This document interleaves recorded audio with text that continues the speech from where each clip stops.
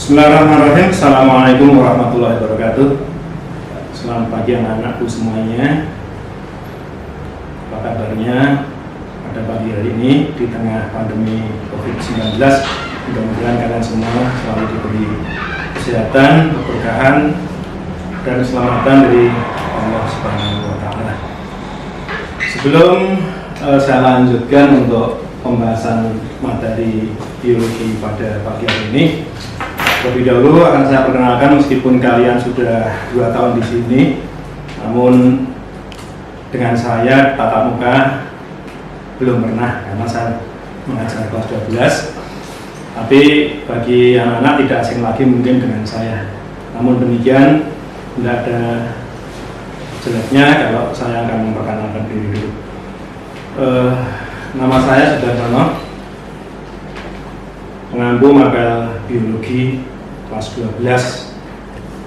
Nah, untuk sekarang ini saya mengampu kelas 12 IPA 1 sampai 12 IPS 3.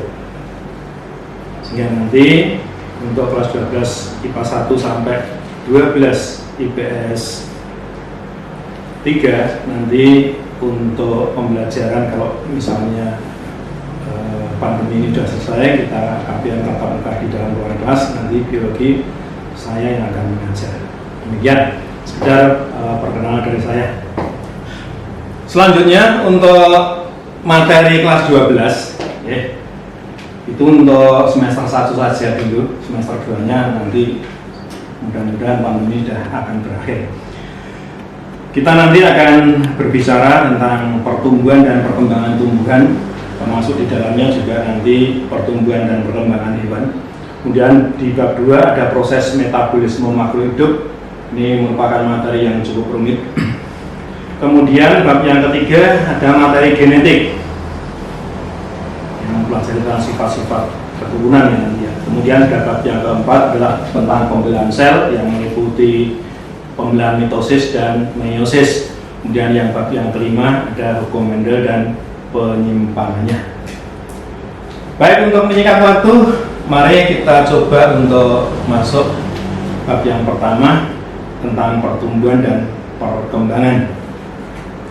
Mungkin kalian bertanya-tanya, mengapa kok setiap makhluk hidup itu kok mengalami proses pertumbuhan dan perkembangan? Jadi intinya bahwa setiap makhluk hidup itu memang mengalami suatu proses yang dinamakan sebagai tumbuh dan berkembang. Ya, jadi dua hal ini tidak bisa dipisahkan, di mana nanti makhluk hidup itu mengalami pertumbuhan dibarengi dengan perkembangan. Untuk itu, mari kita bersama-sama untuk belajar tentang pertumbuhan dan perkembangan.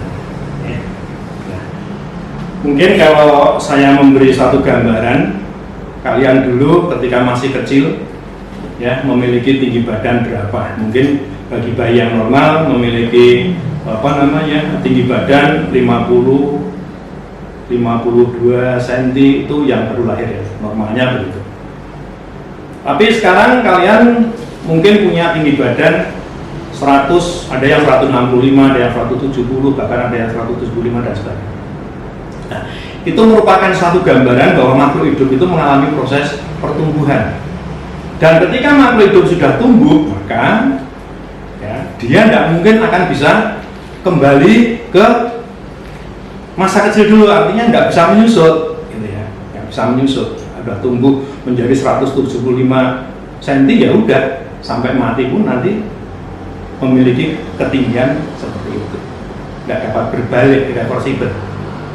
Ya, dan pertambahan ukuran itu dapat diukur, ya, dapat diukur secara kuantitatif. Jadi tiap bulan ada kenaikan berapa senti.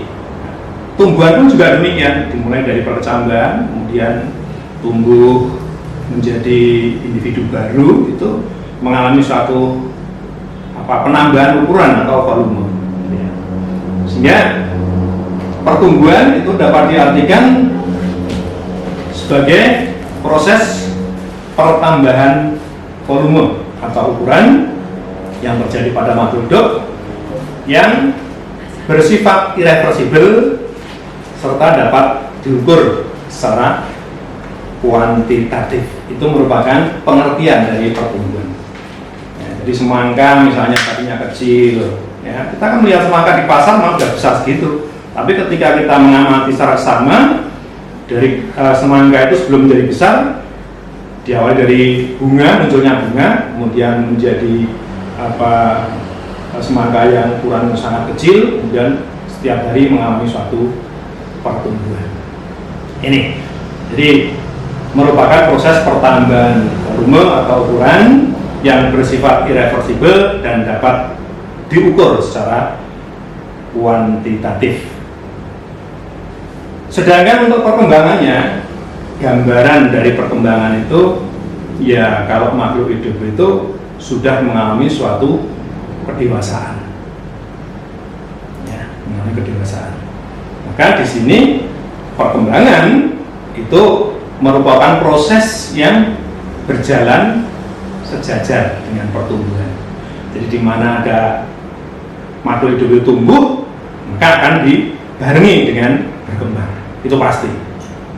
Jadi proses yang berjalan sejajar dengan pertumbuhan untuk menuju ke arah kedewasaan.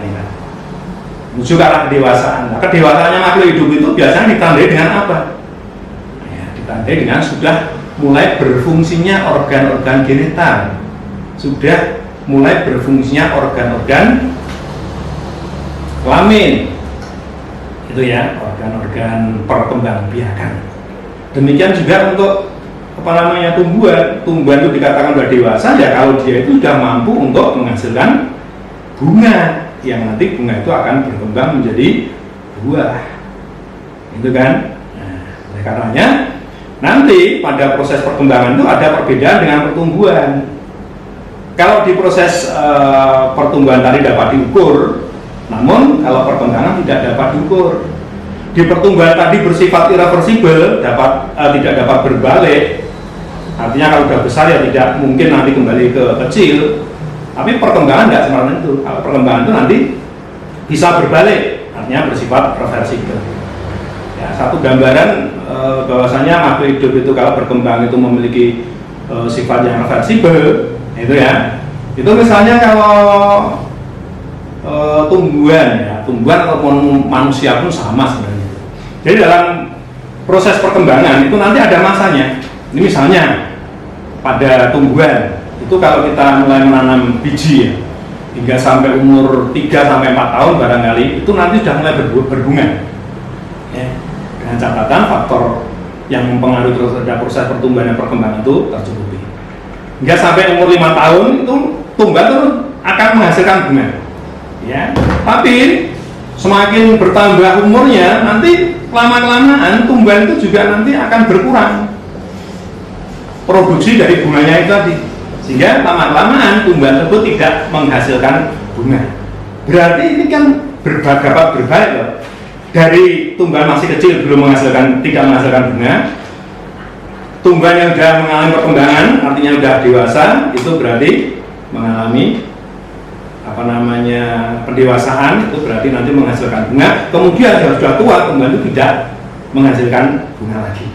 Nah, ini berarti kembali ke semula ini, berbeda dengan manusia pun juga demikian. Manusia itu dari kecil itu dia belum menghasilkan sel-sel kelamin.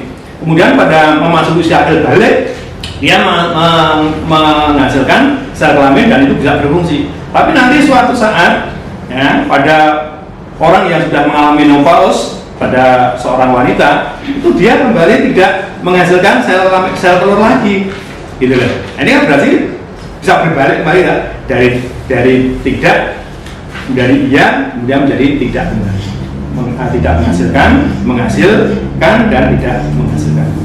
Nah, demikian sekedar gambaran tentang pertumbuhan dan perkembangan. Maka dari itu nanti ke depan untuk melakukan suatu kegiatan untuk membuktikan bahwa makhluk hidup itu mengalami proses pertumbuhan dan perkembangan, maka nanti akan ada penugasan di lain waktu, yaitu mungkin kalian tak suruh melakukan suatu percobaan pertumbuhan biji, misalnya biji pertumbuhannya saja, perkembangannya enggak. Nah, pertumbuhan yang dimulai dari perkecambahan, gitu ya.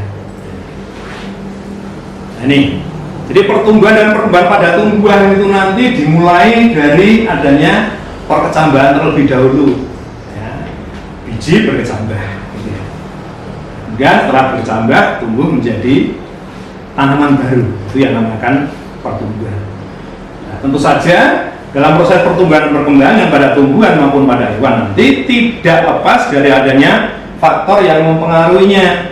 Di antaranya ada faktor eksternal dan faktor internal. Faktor internalnya itu adalah berupa gen, misalnya, ya, gen. Sedangkan faktor luarnya, eksternalnya itu bisa berupa, ya, faktor luar itu cahaya, air, kelembaban, ya, tanah, dan sebagainya. Ya, barangkali untuk pertemuan kali ini sekedar gambaran tentang pertumbuhan semacam itu, ya.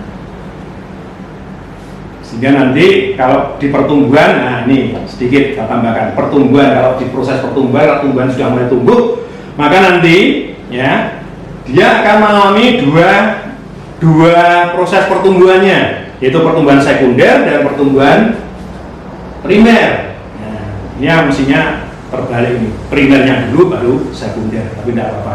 Ya, jadi pertumbuhan primer itu merupakan proses pertumbuhan yang dimulai dari akar hingga sampai pada pucuk batang.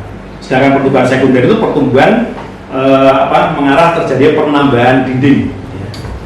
Nah, ini nanti yang biasanya bisa mengalami pertumbuhan sekunder itu hanya pada tumbuhan yang memiliki kambium. Nah, tumbuhan yang memiliki kambium itu adalah terjadi pada tumbuhan dikotil. Sekedar gambaran awal dari proses pertumbuhan dan perkembangan yang bisa saya sampaikan pada kesempatan pagi hari ini. Saya cukup sekian, kurang lebihnya mohon maaf. Saya akhiri dulu. Assalamualaikum warahmatullahi wabarakatuh.